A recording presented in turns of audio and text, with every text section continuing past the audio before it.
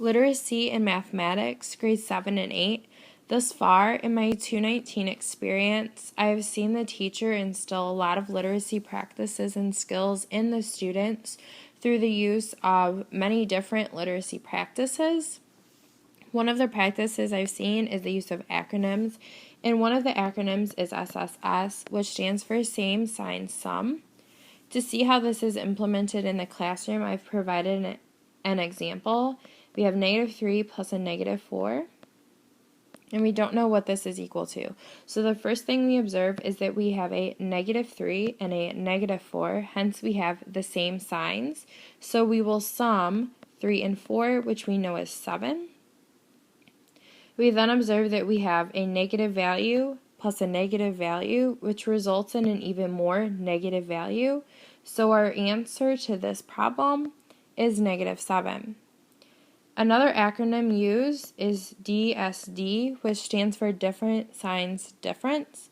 To see how this is implemented in the classroom, we can view in a problem. We have 3 plus -6. Again, we don't know what this is equal to. We view that there is no sign in front of the 3, and often the 7th graders have a hard time grasping the concept that when there's no symbol, we assume that it's positive. So we have a plus and a minus. So we have different signs. So we will take the difference of 6 and 3. We know that this is 3. We then view that we have a -6, so our result should be a negative value. Hence, our answer is -3.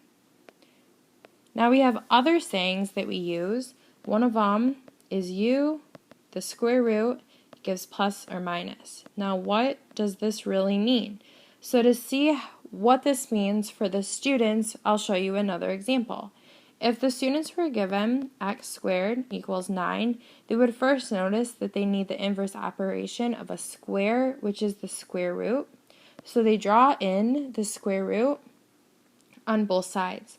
This here simplifies to x equals 3, but notice we drew in that square root symbol, so our answer is really plus or minus 3. Next, we have video demonstrations. I am in charge of the video demonstrations for this semester, and I find the videos on YouTube. YouTube is a great resource because so many people use it already. I just have to make sure that the videos are aligning with the way that the teacher instructs the class. I also use Khan Academy, which can be used for many different mathematics. We have calculus, you can use it for sciences. It's a great resource that's free to use, and then it's my job to upload these to the blog for the students to view. Next, we have the projects. The first project is the 7th grade newspaper scavenger hunt. And the students are required to read, search, find, cut, glue, and label these findings in the newspaper. Some of the findings are 50% off. We may have a score, 54-23 victory in a sport, 70 degrees Fahrenheit. All these are examples that the students find. They must read through the newspaper to find these. They cut them, they glue them on the piece of paper, and they turn it in. And this is part of a semester project. The other project is the 8th grade symmetry project. And for the first part of this project, the 8th graders are to look at the alphabet and determine what form of symmetry do these letters have. We then notice shapes at the bottom. We have an umbrella, a smiley face, and a flower. The students are to find real-world examples. Of course, a smiley face may not be, but they can also use that. An umbrella would be, and a flower will be real-world examples, and they have to determine whether there's rotational symmetry, vertical symmetry, horizontal symmetry. Additionally, the students can use their textbooks. They're given smartboard files for the students with IEPs because I'm in an inclusive classroom, and they're also given worksheets to read.